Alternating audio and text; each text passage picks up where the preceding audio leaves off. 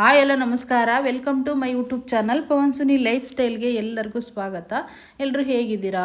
ಅಯ್ಯೋಪ್ ಎಲ್ಲರೂ ಚೆನ್ನಾಗಿದ್ದೀರಾ ಅಂತ ಅಂದ್ಕೊಂಡು ಇವತ್ತಿನ ಯಜಮಾನ ಸೀರಿಯಲ್ ಸಂಚಿಕೆನ ಶುರು ಮಾಡ್ತಾ ಇದ್ದೀನಿ. ಅದಕ್ಕೂ ಮುಂಚೆ ನನ್ನ ಚಾನಲ್ನ ಇನ್ನೂ ಯಾರೆಲ್ಲ ಸಬ್ಸ್ಕ್ರೈಬ್ ಮಾಡ್ಕೊಂಡಿಲ್ವೋ ಸಬ್ಸ್ಕ್ರೈಬ್ ಮಾಡಿಕೊಂಡು ಹಾಗೆ ಸಪೋರ್ಟ್ ಮಾಡಿ. ವಿಡಿಯೋ ಇಷ್ಟ ಆದರೆ ಒಂದು ಲೈಕ್ ಆ್ಯಂಡ್ ಶೇರ್ ಕಮೆಂಟ್ ಮಾಡಿ ಅಂತ ಹೇಳ್ತಾ ಬನ್ನಿ ಈಗ ಶುರು ಮಾಡೋಣ. ಎಲ್ಲಿ ಕೂಡ ವಿಡಿಯೋನ ಸ್ಕಿಪ್ ಮಾಡಬೇಡಿ, ಕೊನೆವರೆಗೂ ವಿಡಿಯೋನ ನೋಡಿ. ತುಂಬ ಚೆನ್ನಾಗಿದೆ. ಇವತ್ತು ಸ್ಕಿಪ್ ಮಾಡಿದ್ರೆ ನಿಮಗೆ ಖಂಡಿತ ಸ್ಟೋರಿ ಅರ್ಥ ಆಗಲ್ಲ. ಸೊ ಹಾಗಾಗಿ ಅಷ್ಟೇನೆ. ಯಾಕೆ ಅಂದರೆ ಈ ಸೀರಿಯಲ್ ನೋಡೋರು ತುಂಬ ಜನ ಇದ್ದೀರಾ. ಎಲ್ಲರೂ ಕೂಡ ಲೈಕ್ ಮಾಡ್ತಾ ಇದ್ದೀರಾ, ಶೇರ್ ಮಾಡ್ತಾ ಇದ್ದೀರಾ, ಮತ್ತು ಹಾಗೆ ಕಮೆಂಟ್ ಕೂಡ ಮಾಡ್ತಾ ಇದ್ದೀರಾ. ಎಲ್ಲ ಇಷ್ಟಪಟ್ಟು ನೋಡ್ತಾ ಇದ್ದೀರಂತಲೇ ಹೇಳ್ಬೋದು. ಸೊ ಹಾಗಾಗಿ ಇನ್ನು ಇಲ್ಲಿ ರಾಘುನೂ ತರುಣ್ ಇಬ್ಬರು ಹೋಗಿರ್ತಾರೆ ಹೊರಗಡೆ. ನೆನ್ನೆಯ ಸಂಚಿಕೆಯಲ್ಲಿ ಅಲ್ಲಿ ಒಂದು ಹುಡುಗನ್ನ ಮಾತಾಡ್ಕೊಂಡು ಬಂದಿರ್ತಾರೆ ಸಂಗೀತಗೆ ಅಂತೇಳ್ಬಿಟ್ಟು. ಆದರೆ ಇಲ್ಲಿ ಸಂಗೀತ ಭರವಸೆ ಇಟ್ಕೊಂಡಿದ್ದೇನು ಅಂತಂದರೆ ಪ್ರೀತಿ ವಿಷಯನ ಅಣ್ಣನ ಹತ್ರ ಶೇರ್ ಮಾಡ್ಕೊಳ್ತಾನೆ ಅಂತ. ಆದರೆ ಇಲ್ಲಿ ತರುಣ್ ಫ್ರೆಂಡ್ಶಿಪ್ ಅನ್ನೋ ಒಂದು ಇದರಿಂದ ಅವನು ಏನು ಶೇರ್ ಮಾಡ್ಕೊಂಡಿರಲ್ಲ. ಎಲ್ಲರೂ ಖುಷಿ ಪಡ್ತಾರೆ. ಇಲ್ಲಿ ಮಂಜುಳಾ ಏನು ಆಯ್ತಪ್ಪ ರಘು ಹೋಗಿರೋ ಕೆಲಸ ಅಂತ ಹೇಳಿ ಕೇಳಿದಾಗ ಎಲ್ಲ ಸರಿ ಹೋಯ್ತು ಚಿಕ್ಕಮ್ಮ, ಇನ್ನೇನು ಟೆನ್ಷನ್ ಇಲ್ಲ, ಎಲ್ಲ ಮಾತಾಡ್ಕೊಂಡು ಬಂದಾಯಿತು ಅಂತ ಹೇಳ್ಬಿಟ್ಟು ರಾಘು ಹೇಳ್ತಾ ಇರ್ತಾನೆ. ಸೊ ಅಷ್ಟರಲ್ಲೇ ಇನ್ನು ಇಲ್ಲಿ ಸಂಗೀತ ತುಂಬ ಖುಷಿಯಿಂದ ನಗ್ತಾ ಇರ್ತಾಳೆ. ಹೇಳ್ತಾನೆ, ಹಂಗಾದ್ರೆ ಅಣ್ಣನ ಜೊತೆಗೆ ಎಲ್ಲ ಮಾತಾಡ್ಕೊಂಡು ಬಂದಿದ್ದಾನೆ, ನಮ್ಮ ಪ್ರೀತಿ ವಿಷಯನೆಲ್ಲ ಹೇಳಿದ್ದಾರೆ ಅಂತ ಹೇಳ್ಬಿಟ್ಟು ತುಂಬ ಖುಷಿ ಪಡ್ತಾಳೆ ಸಂಗೀತ. ಆದರೆ ಇಲ್ಲೆಲ್ಲ ಉಲ್ಟಾ ಪಲ್ಟಾ ಆಗಿರುತ್ತೆ. ಏಕೆಂದರೆ ಫ್ರೆಂಡ್ಶಿಪ್ ಅಲ್ವಾ, ಸೊ ಹಾಗಾಗಿ ಹೇಳಿರಲ್ಲ ಅವನ ವಿಷಯನ ಯಾವುದೂ ಕೂಡ. ಸೊ ಇನ್ನೇನು ಅದೆಲ್ಲ ಆದಮೇಲೆ ಈಗ ನನ್ನ ಫ್ರೆಂಡು ನನ್ನ ಜೊತೆಗಿದ್ರೆ ಏನು ಬೇಕಾದರೂ ಆಗುತ್ತೆ ನನಗೆ, ಅವನಿದ್ರೆ ಒಂದು ಲಕ್ಕು ಅಂತಲೇ ಹೇಳ್ಬೋದು. ತರುಣ ನೀನೇ ಹೇಳೋ ವಿಷಯನ ಅಂತ ಹೇಳ್ಬಿಟ್ಟು ಹೇಳಿದಾಗ ಆವಾಗ ನಡೆದಿರೋ ವಿಷಯನೆಲ್ಲ ತರುಣು ಹೇಳ್ತಾನೆ. ಈ ರೀತಿ ಗಂಡಿನ ಮನೆಗೆ ಹೋಗಿದ್ದ ಮಾತಾಡ್ಕೊಬರೋಕ್ಕೆ, ಒಳ್ಳೆ ನಮ್ಮ ಹುಡುಗಿಗೆ ಒಳ್ಳೆ ಮಹಾರಾಜನಂತ ಹುಡುಗ ಸಿಕ್ಕಿದ್ದಾನೆ. ಬರೀ ನಮ್ಮ ಹುಡುಗಿ ಅಂತಲೇ ಮಾತಾಡ್ತಾನೆ ಅವನು. ನಮ್ಮ ಹುಡುಗಿ ಒಳ್ಳೆ ಮನೆಗೆ ಸೇರ್ತಾಳೆ, ಮತ್ತು ನಮ್ಮ ಹುಡುಗಿ ಒಳ್ಳೆ ಶ್ರೀಮಂತರ ಮನೆ ಕೈ ಹಿಡಿತಾಳೆ, ತುಂಬ ಒಳ್ಳೆ ಮನೆತನಕ್ಕೆ ಸಿಕ್ಕಿದ್ದಾಳೆ ನಮ್ಮ ಹುಡುಗಿ. ಹಾಗೆ ಹೇಳಿದ ತಕ್ಷಣನೇ ಸಂಗೀತ ಅಂತೂ ತುಂಬಾ ಕಣ್ಣೀರು ಹಾಕ್ಬಿಡ್ತಾಳೆ. ಜಾನ್ಸಿ ಎಲ್ಲರೂ ಕೂಡ ಖುಷಿ ಪಡ್ತಾರೆ, ಮನೆಯವರೆಲ್ಲ ತುಂಬಾ ಖುಷಿ ಪಡ್ತಾರೆ. ಸಂಗೀತ ಮಾತ್ರ ಅಳ್ತಲೇ ಇರ್ತಾಳೆ. ಇನ್ನು ರಾಘುನೂ ಅಷ್ಟೇ ತುಂಬಾ ಖುಷಿಯಾಗಿರ್ತಾನೆ, ಹ್ಯಾಪಿ ಅಂದರೆ ಹ್ಯಾಪಿನೆಸ್ ಆಗಿರ್ತಾನೆ. ಸಂಗೀತ ಇನ್ನೇನು ಯೋಚನೆ ಮಾಡಬೇಡ, ನಿನಗೆಲ್ಲ ಒಳ್ಳೆಯದಾಗುತ್ತೆ, ಒಳ್ಳೆ ಹುಡುಗ ಬರ್ತಾನೆ, ಒಳ್ಳೆ ಹುಡುಗ ನಿನ್ನ ಮದುವೆ ಮಾಡ್ಕೊಂಡು ಹೋಗ್ತಾನೆ, ಒಳ್ಳೆ ಶ್ರೀಮಂತರು ಮನೆತನ ಸಿಕ್ಕಿದೆ ಅಂತ ಹೇಳ್ಬಿಟ್ಟು ಎಲ್ಲ ಹೇಳಿದಾಗ ಅಳ್ತಾ ಇರೋದು ನೋಡಿ, ಯಾಕೆ ಸಂಗೀತ ಅಳ್ತಾ ಇದೆಯಾ ಅಂತ ಹೇಳ್ಬಿಟ್ಟು ರಾಘು ಕೇಳ್ತಾನೆ. ಏನಿಲ್ಲ, ಅದು ಗಣಪತಿ ಹೇಳ್ತಾನೆ, ಏಯ್ ಮದುವೆ ಸೆಟ್ ಆಗಿದೆಯಲ್ವ, ಅದು ಆನಂದ ಭಾಷ್ಮ ಕಣೋ ಅಂತೇಳಿ. ಸೊ ಅದೆಲ್ಲ ಆದಮೇಲೆ ಮಂಜುಳಾ ಏನು ಸುಮ್ಮನೆ ನಿಂತಿದೆಯಾ, ಸಕ್ಕರೆ ತಂದು ಬಾಯಿ ಒಳಗಡೆ ಹಾಕ್ಬಿಡು ಅಂತ ಹೇಳಿದಾಗ ಸಂಗೀತಗೆ ಮಂಜುಳಾ ಹಾಕ್ತಾಳೆ. ಇಲ್ಲಿ ತರುಣ್ಗೆ ಇವನು ಹಾಕ್ತಾನೆ. ಇಬ್ಬರು ಕೂಡ ಸಕ್ಕರೆ ಹಾಕ್ಕೊಂಡು ಒಬ್ರಿಗೊಬ್ರು ಇದು ಮಾಡ್ಕೊತಾರೆ. ಸೊ ಅದೆಲ್ಲ ಆದಮೇಲೆ ಮಾತುಕತೆ ಹೊರಗಡೆ ಬಂದು ರಾಘು ಕೂತ್ಕೊಂಡು ನೆಮ್ಮದಿಗೆಲ್ಲ ಸೆಟ್ಲಾಯ್ತಲ್ಲ ಅಂಥೇಳಿ ಕೂತ್ಕೊಂಡಿರ್ಬೇಕಾದಾಗ ಅಲ್ಲಿಗೆ ಝಾನ್ಸಿ ಬರ್ತಾಳೆ. ಝಾನ್ಸಿ ಬಂದು ಯಾಕೆ ರಘು ಈ ರೀತಿ ಕೂತಿದೀಯಾ ಅಂತ ಅಂದಾಗ, ಏನಿಲ್ಲ ಸುಮ್ಮನೆ ಹಾಗೆ ಕೂತ್ಕೊಂಡೆ ಮೇಡಮ್ ಅಂತ ಹೇಳಿದಾಗ, ರಘು ನಿನ್ನ ನೋಡಿದ್ರೆ ನನಗೆ ಜಲಸ್ ಫೀಲ್ ಆಗ್ತದೆ ರಘು ಅಂತ ಹೇಳಿಬಿಟ್ಟು ಹೇಳ್ತಾಳೆ. ಯಾಕೆ ಮೇಡಮ್ ಅಂದಾಗ, ನಿನ್ನ ಎಲ್ಲರೂ ಕೂಡ ಮನೆಯವ್ರು ಎಷ್ಟು ಚೀಪಾಗಿ ನೋಡಿದರು, ಎಷ್ಟು ಚೀಪು ಅಂತಂದರೆ ಹೇಳೋಕ್ಕೆ ಆಗೋದಿಲ್ಲ, ಅಷ್ಟು ನಿಮ್ಮ ಚಿಕ್ಕಮ್ಮ ಅವಮರ್ಯಾದೆ ಮಾಡಿದರು, ನಿಮ್ಮ ಮುಖನೇ ನೋಡಿಸ್ಬೇಡ ನನಗೆ ಅಂತ ಹೇಳಿದರು. ನಿನ್ನ ತಂಗಿನೂ ಅಷ್ಟೇ, ನೀನು ಎದುರಿಗೆ ಬರಬೇಡ ನನಗೆ ಅಪ್ಸಕ್ನ ಅಂತ ಹೇಳಿದ್ಲು.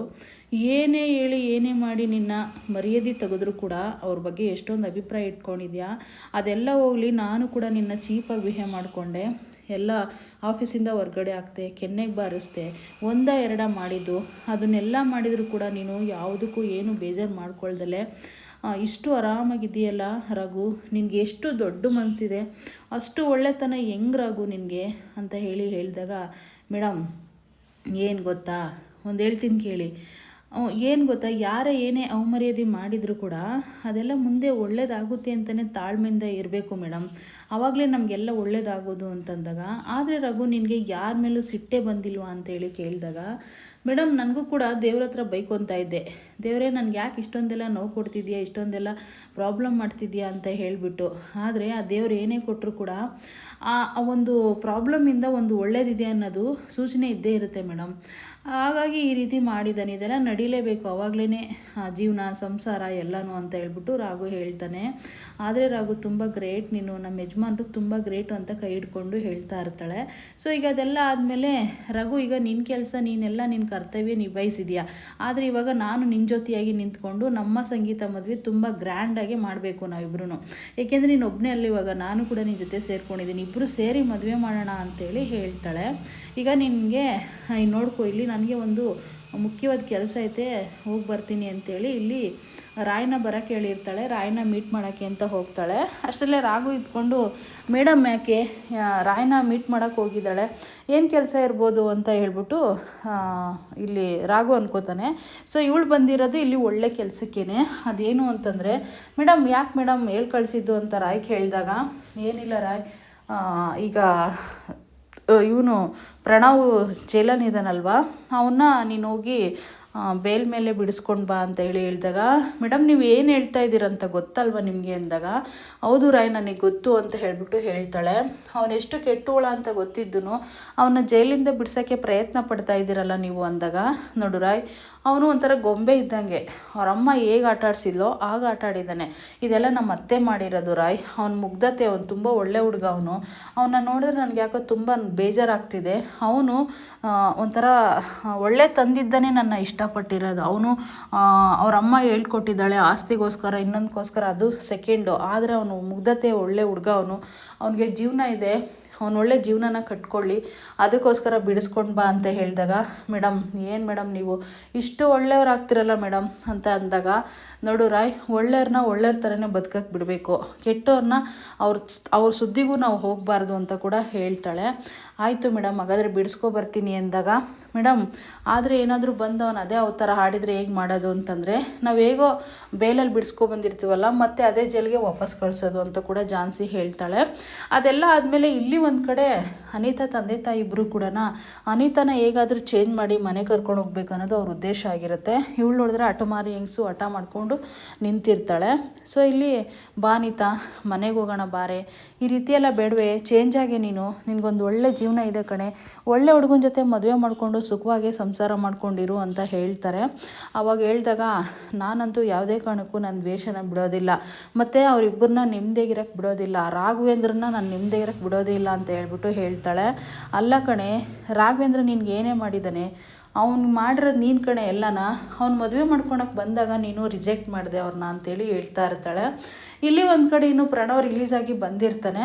ರಾಯ್ ಇದ್ಕೊಂಡು ಹಗ್ ಮಾಡ್ಕೊಂಡು ಸಮಾಧಾನ ಮಾಡಿ, ರಾಯ್ ತುಂಬ ಥ್ಯಾಂಕ್ಸ್ ರಾಯ್, ನನ್ನ ಮೇಲೆ ಯಾಕೆ ರಾಯ್ ಇಷ್ಟೊಂದೆಲ್ಲ ಕನುಗ್ರಹ ಬಂದಿದೆ ಅಂತ ಹೇಳ್ಬಿಟ್ಟು ಇಲ್ಲಿ ಹೇಳಿದಾಗ, ಆಗೇನಿಲ್ಲ ಸರ್, ಇದೆಲ್ಲ ಮಾಡಿದ್ದು ನಾನಲ್ಲ ಅಂತ ಹೇಳ್ಬಿಟ್ಟು ಇಲ್ಲಿ ರಾಯ್ ಹೇಳ್ತಾನೆ.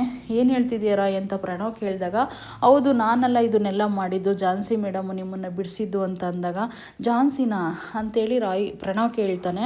ಹೌದು, ಅವ್ರ ಒಳ್ಳೆ ಮನಸ್ಸಿಗೆ ಎಷ್ಟು ಥ್ಯಾಂಕ್ಸ್ ಹೇಳಿದ್ರು ಸಾಕಾಗಲ್ಲ ಪ್ರಣವ್. ನೀನು ಒಂದು ಮಾತು ಹೇಳ್ತೀನಿ ಕೇಳು, ಈಗ ಜೈಲಿಂದ ಹೊರಗಡೆ ಬಂದಿದ್ಯಾ, ನೀನು ಒಳ್ಳೆನಾಗಿ ಬದುಕಿ ತುಂಬ ಚೆನ್ನಾಗೇ ನೀನು ಬದುಕಬೇಕು ಅಂದಾಗ, ಅವಳ ಋಣ ನಾನು ಹೇಗೆ ರಾಯ್ ತೀರ್ಸೋದು ಅಂತ ಹೇಳ್ಬಿಟ್ಟು ಇಲ್ಲಿ ಪ್ರಣವ್ ಹೇಳ್ತಾ ಇರ್ತಾನೆ. ನೋಡು, ಅವ್ರ ಋಣ ತೀರಿಸ್ಬೇಕು ಅನ್ನೋದಾದರೆ ನೀನು ಸುಮಿತ್ರ ಅವರು ಹೇಗನೋ, ಅಂದರೆ ಝಾನ್ಸಿಯರ ಅಮ್ಮ ಅನಾಥಾಶ್ರಯ ಕಟ್ಟುತ್ತಾ ಇದ್ದಾರೆ, ಅಲ್ಲೋಗಿ ಹೆಲ್ಪ್ ಮಾಡಿಕೊಂಡು ಸ್ವಲ್ಪನಾದರೂ ಋಣ ಬಾಧೆನ ಕಮ್ಮಿ ಮಾಡ್ಕೊ ಅಂತ ಕೂಡ ಇಲ್ಲಿ ರಾಯ್ ಹೇಳ್ತಾರೆ. ಆಗ ಹೇಳಿದ ತಕ್ಷಣ, ಆದರೆ ಮತ್ತೆ ನನಗೆ ಇನ್ನೂ ತೀರಲ್ಲ ಅನ್ನೋದಾದರೆ ಒಳ್ಳೆನಾಗಿ ಬದುಕಿ ಒಳ್ಳೆನ ಅನ್ನಿಸ್ಕೊ ಪ್ರಣವ್ ಅಂತ ಹೇಳ್ಬಿಟ್ಟು ಇಲ್ಲಿ ರಾಯ್ ಹೇಳ್ಕೊಡ್ತಾನೆ. ಸೊ ಹಾಗಾದರೆ ನಾನು ಝಾನ್ಸಿಗೆ ಒಂದು ಥ್ಯಾಂಕ್ಸ್ ಹೇಳಬೇಕು, ಎಲ್ಲಿದ್ದಾರೆ ಅಂತ ಅಂದಾಗ, ಸರಿ ಅಲ್ಲಿ ಕರ್ಕೊಂಡು ಹೋಗ್ತೀನಿ, ನೋಡು ನೀನು ಎಲ್ಲ ಬಿಟ್ಟು ಎಲ್ಲ ಮರೆತುಬಿಟ್ಟು ಒಳ್ಳೆನಾಗಿ ಬದುಕು, ಒಳ್ಳೆನಾಗಿ ಬದುಕಿದ್ರೆ ಒಂದು ಬದುಕಿದೆ ನಿನ್ಗೆ ಇನ್ನನ, ಈ ವಯಸ್ಸಿಗೆ ಈ ರೀತಿ ಎಲ್ಲ ಜೈಲಿಗೆ ಹೋಗಿ ಬಂದರೆ ಅಷ್ಟು ಚೆನ್ನಾಗಿರಲ್ಲ ಅಂತ ಹೇಳ್ಬಿಟ್ಟು ರಾಯ್ ಕರ್ಕೊಂಡು ಹೋಗ್ತಾನೆ ಝಾನ್ಸಿ ಹತ್ರ. ಸೊ ಇಲ್ಲಿ ಒಂದು ಕಡೆಯಿಂದ ಇವರು ಮಗಳಿಗೆ ಬುದ್ಧಿ ಹೇಳ್ತಲೇ ಇರ್ತಾರೆ, ಆದರೆ ಅವಳು ಹಠ ಬಿಡೋದೇ ಇಲ್ಲ ಅಂತಾಳೆ. ನೋಡು, ಇದನ್ನೆಲ್ಲ ನೀನು ಮಾಡ್ಕೊಂಡಿದ್ದೆ, ಮೊದಲು ನಿನಗೆ ಕಾಲೇ ಇರಲಿಲ್ಲ, ಆದರೆ ಅವನು ಕಾಲು ಬರಂಗೆ ಮಾಡ್ದ, ಒಳ್ಳೆ ವ್ಯಕ್ತಿ ಅವನು, ಮತ್ತು ನೀನು ನನ್ನ ಮದುವೆ ನಿಲ್ಲಿಸ್ನಲ್ಲ ಅಂತ ಹೇಳ್ಬಿಟ್ಟು ಅನಿತಾ ಕೇಳ್ತಾಳೆ. ನೋಡು, ನೀನು ಮದುವೆ ನಿಲ್ಲಿಸಿದ್ದು ಒಂದೇ ಕಾರಣ, ಅವ್ನಿಗೆ ಆಲ್ರೆಡಿ ಮದುವೆ ಆಗಿತ್ತು ಅಂತ ಹೇಳಿದಾಗ, ನನಗೂ ಎಂಗೇಜ್ಮೆಂಟ್ ಆಗಿತ್ತಲ್ಲ, ಯಾಕೆ ನನ್ನ ಆಸೆ ತುಂಬಿಸ್ಬೇಕಿತ್ತು, ನನ್ನ ಮನಸ್ಸಲ್ಲಿ ಯಾಕೆ ಬಂದು ಕೂರಬೇಕಿತ್ತು ಅವನು, ಇದೆಲ್ಲ ಮಾಡಿದ್ದು ತಪ್ಪಲ್ವಾ ಅಂತೇಳಿ ಅನಿತಾ ಹೇಳ್ತಾಳೆ. ನೋಡಮ್ಮ, ನಾವು ಮಾಡಿದ್ದು ಒಪ್ಪಂದದ ಮಾತು, ಅಂದರೆ ನಾವು ನಿಮ್ಮ ಮಗಳನ್ನ ಮಾಡಿಕೊಂಡ್ರೆ, ನಮ್ಮ ಮಗಳನ್ನ ಮಾಡಿಕೊಂಡ್ರೆ ನಿಮ್ಮ ಮಗಳನ್ನ ಮಾಡ್ಕೊತೀವಿ ಅಂತ ಹೇಳ್ಬಿಟ್ಟು, ಪಾಪ ಅವರು ಪ್ರೀತಿ ಮಾಡಿದ್ದಾರೆ. ಪಲ್ಲವಿನೂ ನನ್ನ ಮಗ ಅಂತ ಹೇಳ್ಬಿಟ್ಟು ಅವರು ಕೊಟ್ಟು ಮದುವೆ ಮಾಡೋಕ್ಕೆ ರೆಡಿ ಇದ್ದರು ಅವ್ರ ಮಗಳಿಗೋಸ್ಕರ. ನಿನ್ನ ಮಾಡ್ಕೊತೀನಂತ ಕೂಡ ಹೇಳಿದರು. ಅವ್ರು ಯಾವುದೇ ತಪ್ಪು ಮಾಡಿಲ್ಲ ಕಣೆ. ನೀನು ಒಂದು ಮಾಡಿದ ತಪ್ಪು ಏನು ಗೊತ್ತಾ, ಒಂದೇ ಒಂದು ಸರಿ ಅವ್ನ ಕಾಲಿಲ್ಲ ಅಂತ ಹೇಳ್ಬಿಟ್ಟು ನಿನ್ನ ಮದುವೆನ ರಿಜೆಕ್ಟ್ ಮಾಡಿದೆ.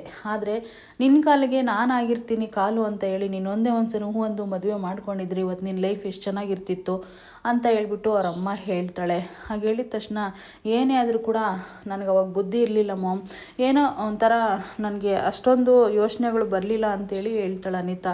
ಆದರೆ ನಿನಗೆ ಒಳ್ಳೆ ಲೈಫ್ ಇದೆ ಕಣೆ, ಜೀವನನ ಕಟ್ಕೊಳ್ಳೆ, ಈ ರೀತಿ ಮಾಡೋದು ಬೇಡ, ಬಾ ಮನೆಗೆ ಹೋಗೋಣ, ತುಂಬ ಚೆನ್ನಾಗಿ ಬದುಕುವಂತೆ, ಒಳ್ಳೆ ಹುಡುಗನ ಜೊತೆ ಮದುವೆ ಮಾಡಿ ಸಂಸಾರ ಮಾಡುವಂತೆ ಅಂತ ಹೇಳ್ಬಿಟ್ಟು ಹೇಳಿದಾಗ ನನಗೆ ಯಾವುದು ಬೇಡ, ನನ್ನ ಜೀವನ ಅವರಿಂದನೇ ಹಾಳಾಗೈತೆ, ಅವ್ರು ನಮ್ಮ ಹತ್ರ ನಾನು ನೆಮ್ಮದಿಗಿರೋಕ್ಕೆ ಯಾವತ್ತೂ ಬಿಡೋದಿಲ್ಲ ಅಂತೇಳಿ ಚಾಲೆಂಜ್ ಮಾಡಿಬಿಡ್ತಾಳೆ.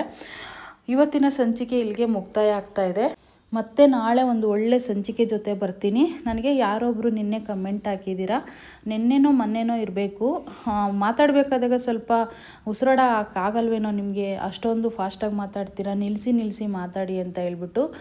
ಏನು ಗೊತ್ತಾ, ಒಂದು ಕಥೆನ ನಾವು ಹೇಳಬೇಕು ಅಂತಂದರೆ ಒಂದು ಸ್ವಲ್ಪನಾದರೂ ಕಷ್ಟ ಆಗುತ್ತೆ, ಆದರೂ ಕೂಡ ಅದನ್ನು ಕಂಟಿನ್ಯೂಸ್ಸಾಗಿ ಹೇಳಿದ್ರೇ ನನಗೆ ತುಂಬ ಚೆನ್ನಾಗಿ ಹೇಳೋಕ್ಕೆ ಕಂಫರ್ಟಬಲ್ ಅಂತ ಅನಿಸುತ್ತೆ. ನಾನು ಎಲ್ಲೂ ಕಟ್ ಮಾಡೋಕ್ಕೆ ಹೋಗೋದಿಲ್ಲ, ನಾನು ಇದೇ ರೀತಿಯೇ ಹೇಳೋದು. ನಿಮ್ಮ ಕಮೆಂಟ್ಗೆ ತುಂಬ ಥ್ಯಾಂಕ್ಸು. ಇದೇ ರೀತಿ ಎಲ್ಲರೂ ಕೂಡ ಸಪೋರ್ಟ್ ಮಾಡ್ತಾಯಿರಿ ಅಂತ ಹೇಳ್ತಾ ಮುಂದಿನ ಸಂಚಿಕೆಯಲ್ಲಿ ಸಿಗ್ತೀನಿ. ಮುಂದೆ ತುಂಬಾ ಚೆನ್ನಾಗಿದೆ, ಏಕೆಂದರೆ ಇಲ್ಲಿ ಒಂದು ಕಡೆ ಸಂಗೀತ ಲವ್ ಮಾಡಿರ್ತಾಳಲ್ವ, ಸೊ ಹಾಗಾಗಿ ಸಖತ್ತಾಗಿರುತ್ತೆ. ನಾಳೆ ಮತ್ತೆ ನೋಡಿ. Thank you.